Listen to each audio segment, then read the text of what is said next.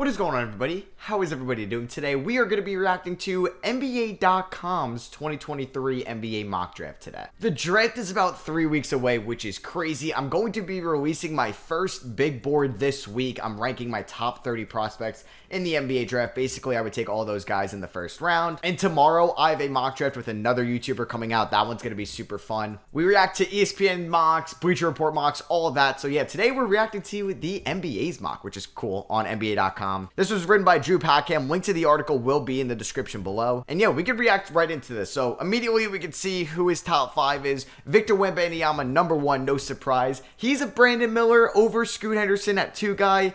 I just okay, so maybe the Hornets do that, and would I agree with it? No, but it does seem like a move the Hornets would make. They don't have the best draft history, and maybe they're looking for another wing, and Brandon Miller is just that prototypical guy where you want in the NBA at 6'9", can shoot, can dribble, can play defense, can create his own shot. It's very valuable. You know, we watch the Celtics, and we rave about them, we rave about Jimmy Butler, we rave about these wings that can create their own shot and be a leader of a team.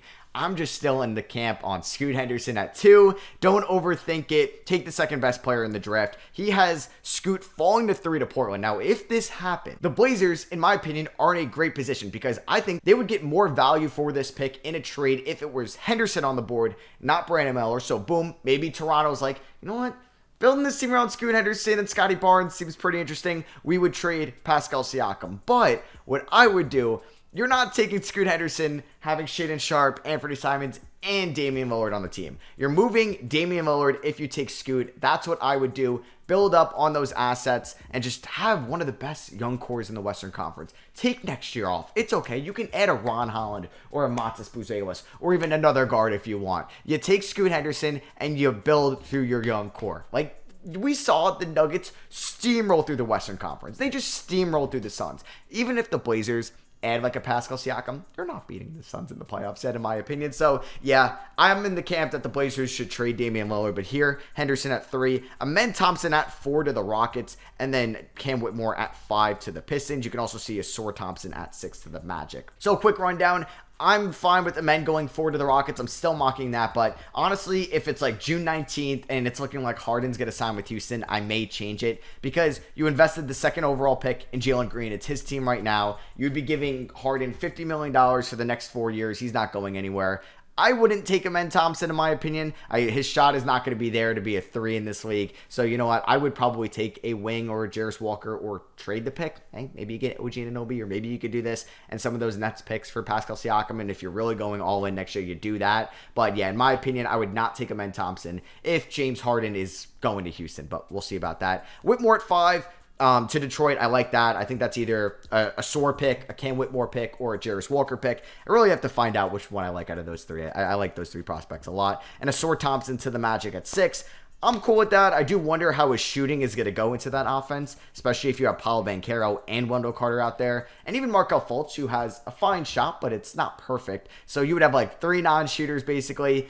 I'm not a fan about that, but I think Asor Thompson is going to be a good shooter in this league eventually. It just might not come in year 1 or year 2. All right, so let's look at 7 to 10 here. Jarris Walker going to the Pacers at 7. I love this. I think this would be a perfect fit next to Miles Turner in that front court. He'd be that nice big man pick and roll partner with Tyrese Halliburton. Could be a nice playmaker for him there. And you're going forward with Halliburton and Mathurin in the backcourt, Turner and Walker in the front court. 2 thumbs up for me. Taylor Hendricks to the Wizards at 8. Ooh, I haven't really seen this at all. He's really going to the Jazz or the Mavericks, or maybe even the Magic in a lot of these mocks. I haven't really seen him going to the Washington Wizards.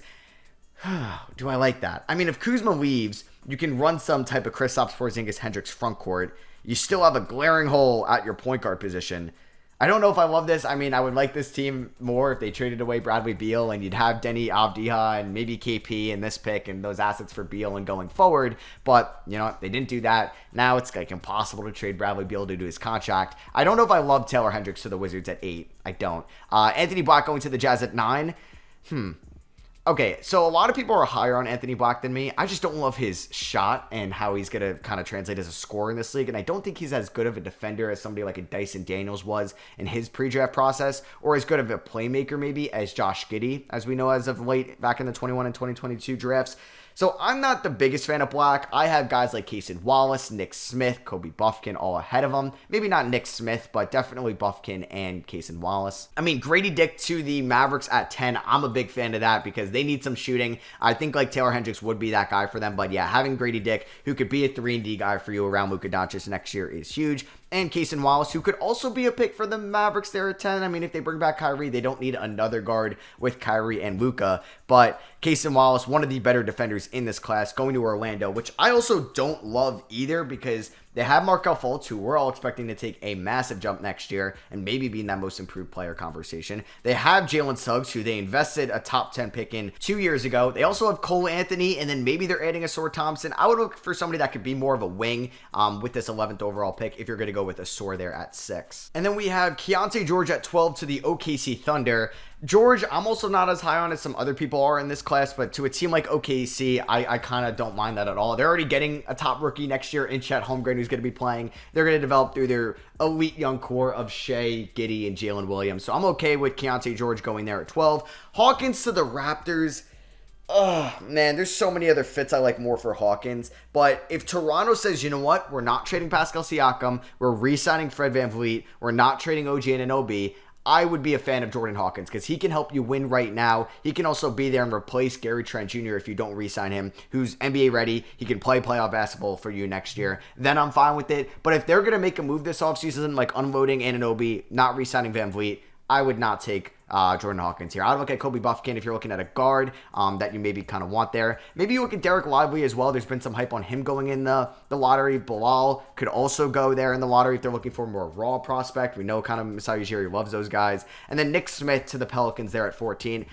I'm higher on Nick Smith than other people. I think it's funny because like Derek Whitehead, injury riddled freshman year, and everyone's like, oh, like he's got high upside, he's fine. And then Nick Smith, it's like, oh, like injury riddled freshman year, but like we don't like him as much because he's maybe a little bit undersized. But you know what? I think he can be a good shooter in this league. I think he can be a good inside scorer. I like his feel for the game. That's an interesting lottery from the NBA.com. It's weird because like the NBA.com also doesn't like to do mock drafts for some reason. Like I know in the NFL and NFL mock drafts, they tend to do them. Like all their like analysts do them. I want to see more mock drafts out of the NBA. I think it would be cool. They do also have a consensus up right now and where they kind of think guys are headed. So yeah, a lot of these, like maybe Taylor Hendricks is going at 7, I'm noticing, to the Pacers in a lot of these mocks. Interesting. Also noticing a Thompson at 8 to the Wizards. I wonder if he falls that low. Same with Cam Whitmore as well, as he's been mocked a lot to the Wizards, as well as the Detroit Pistons at 5. Pretty similar top 4 as we'd expect. And then I'm also noticing a lot of Keontae George there in the late lottery. And then we're also seeing some Kobe Buffkin love, Nick Smith love in the late lottery.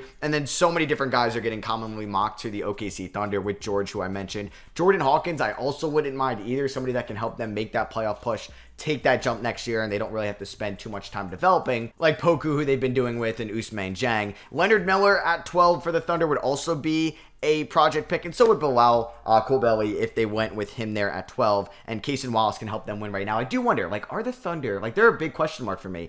Gonna go with somebody that can help them win right away, like a Cason Wallace if he's there. Take another guard. Maybe it's a Jordan Hawkins, or like a Derek Lively if they like maybe that 5 that could potentially be a good shooter at the 5, NBA rim protector. Or they're gonna go for a project player like a Rupert, like a Bilal, like a Leonard Miller. I don't think CD Sissoko in the lottery is gonna happen. But yeah, a lot of questions here. Hope you guys enjoyed this mock draft reaction. Drop a like if you did. Like I said, I'm gonna have a mock draft. It's gonna be a long video out with another YouTuber tomorrow. It was super fun to do. We did a full first round mock.